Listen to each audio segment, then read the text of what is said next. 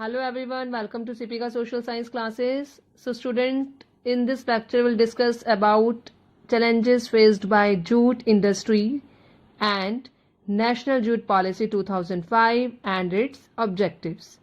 इससे प्रीवियस वाले लेक्चर में हमने पढ़ा था जूट इंडस्ट्रीज की लोकेशन के बारे में, location factor and the importance of jute industry. तो स्टूडेंट्स अब हम स्टार्ट करते हैं अपना लेक्चर फ्रॉम द चैलेंजेस कि क्या क्या चैलेंजेस हैं, कौन कौन से ऐसे चैलेंजेस हैं जो जूट इंडस्ट्री को फेस करने पड़ते हैं जिसकी वजह से जूट इंडस्ट्री इतनी ज़्यादा ग्रो नहीं कर पा रही. तो नंबर 1 चैलेंज है हमारा stiff competition from synthetic. The invention of synthetic as a substitute for the jute is giving a tough competition to the jute industry. कि जो जब से सिंथेटिक फाइबर आया है तब से जूट इंडस्ट्री की डिमांड थोड़ी सी कम हो गई है क्योंकि सिंथेटिक फाइबर है उसकी ड्यूरेबिलिटी जो होती है इन कंपैरिजन जूट वो थोड़ी ज़्यादा होती है, तो इसलिए उसकी प्रेफरेंस एज अ सब्स्टिट्यूट लोग ज़्यादा करते हैं जिसकी वजह से जूट इंडस्ट्री को थोड़ा सा सेटबैक लगता है. Number 2 high cost of production. अब जूट में इतने ज़्यादा टेक्नोलॉजी की इन्वेंशन नहीं हुई है कि ज़्यादा अच्छी टेक्नोलॉजी यूज़ करके जूट इंडस्ट्री को डाइवर्सिफाई किया जाए, ऐसा नहीं हो रहा. तो जूट की जो कॉस्ट है वो बहुत ज़्यादा पड़ती है.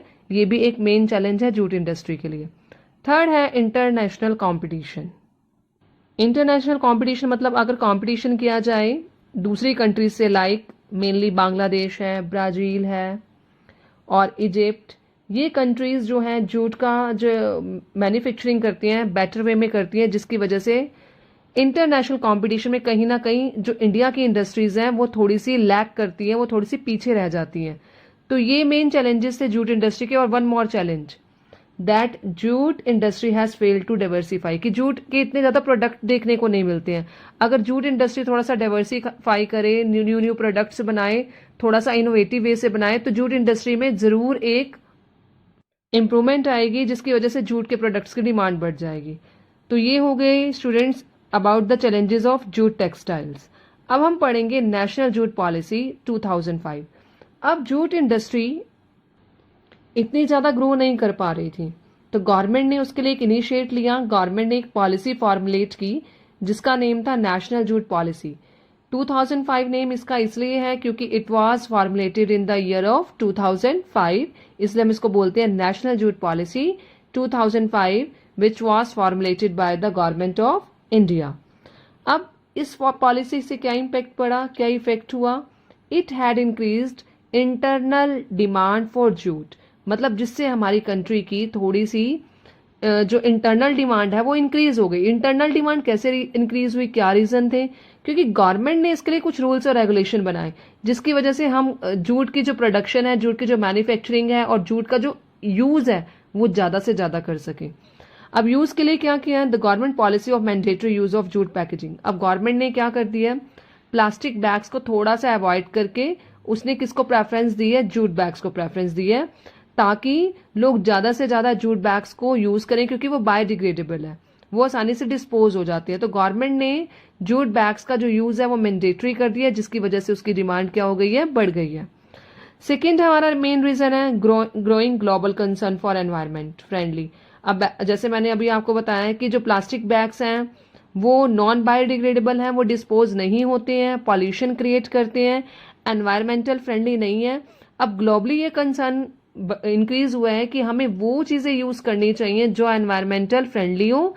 तो इसलिए अब ग्लोबल कंसर्न की वजह से जो जूट का प्रोडक्शन है वो भी इंक्रीज हुआ है और जूट का जो यूज होना शुरू हुआ है वो भी इंक्रीज हो गया क्योंकि प्लास्टिक बैग्स को थोड़ा सा अवॉइड करना शुरू कर दिया जिसकी वजह से जूट की जो यूसेज है वो इंक्रीज हो गई है. अब गवर्नमेंट ने इस पॉलिसीज के लिए थोड़े से ऑब्जेक्टिव लगाए हैं जो नेशनल जूट पॉलिसी 2005 के अंडर ही आते हैं. मतलब ये ऑब्जेक्टिव्स पूरे होने चाहिए पॉलिसी के under. Number 1 to increase productivity ज्यादा होनी चाहिए, जूट का जो प्रोडक्शन है वो हाई लेवल पर हो.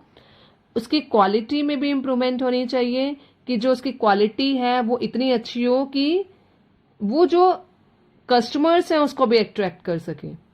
To enhance good yield per hectare, कि हमारे यहाँ पर प्रोडक्शन एरिया तो बहुत ज्यादा है पर हेक्टेयर यील्ड भी ज्यादा होनी चाहिए कि पर हेक्टेयर के अकॉर्डिंग प्रोडक्शन जो हो वो ज्यादा हो. इस तरह से न्यू इनोवेशंस होने चाहिए.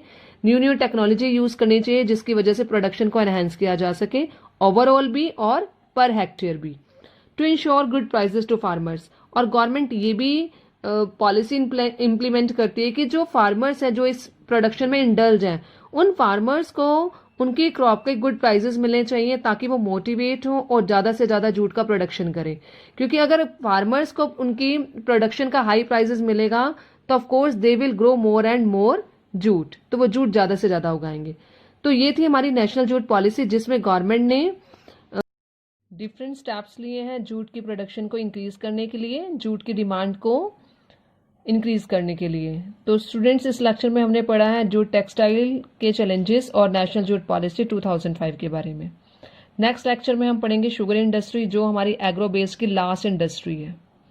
Thank you.